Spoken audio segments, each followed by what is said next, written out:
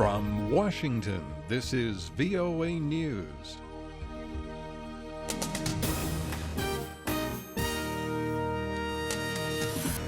I'm Dave DeForest reporting Western-backed Kurds come under Turkish attack. Turkey says it will continue to target Kurdish fighters on the Syrian frontier near its border. Turkish Prime Minister Ahmet Davutoğlu told German Chancellor Angela Merkel by telephone that Turkey will not permit forces of the Kurdish People's Protection Unit to carry out what he called aggressive acts. Both France and the United States have called for an immediate halt to the Turkish bombardments. U.S. President Barack Obama has called on Russian President Vladimir Putin to end the air campaign against moderate opposition forces in Syria. The White House says the two leaders spoke by phone to discuss agreements reached last week by the 17-nation International Syrian Support Group. The United Nations says Afghan hostilities left more than 3,500 civilians dead and nearly 7,500 others wounded in 2015. That's an increase of 4% in civilian casualties from the previous year.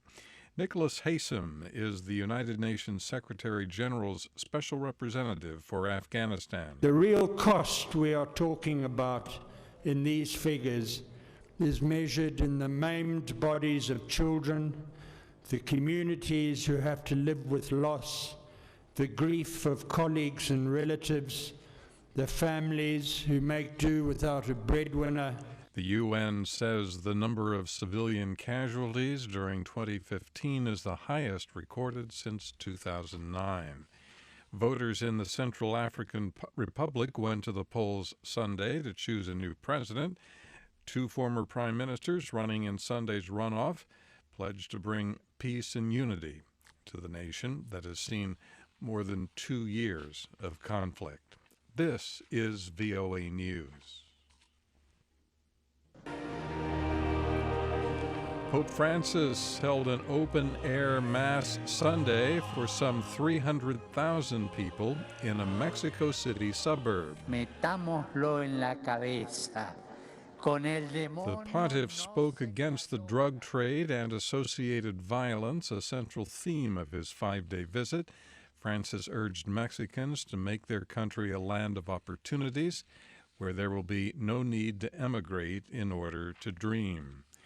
With the death of Justice Antonin Scalia, the U.S. Supreme Court could face a divisive ideological split during its current term. The court is considering cases involving abortion, immigration policy, religious liberty, and affirmative action. Scalia was often one of 5 justices in the majority in contentious 5-4 rulings. If the court, minus the conservative Scalia, splits 4-4 on a vote, lower court rulings would remain in effect.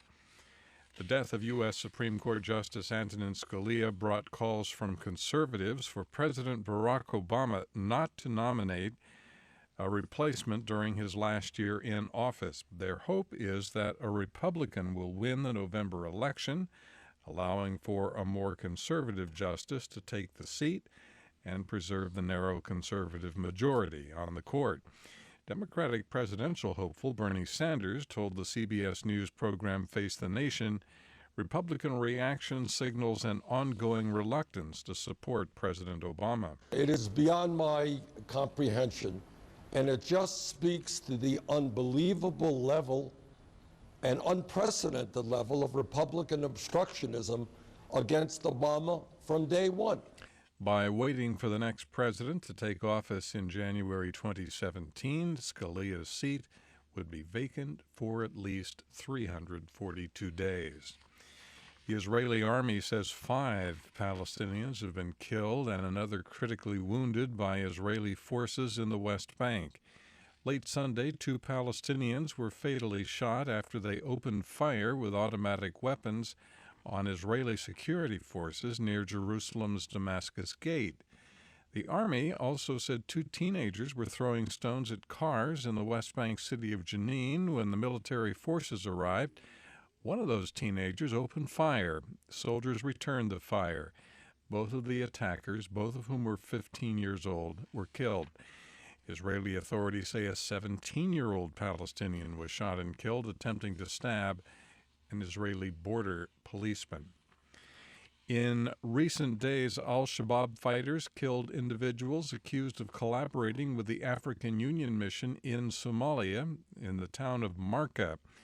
Al-Shabaab posted pictures of a bullet-riddled body labeled collaborator. From the VOA News Center in Washington, I'm Dave DeForest. Check out our website, voanews.com. That's the latest world news from VOA.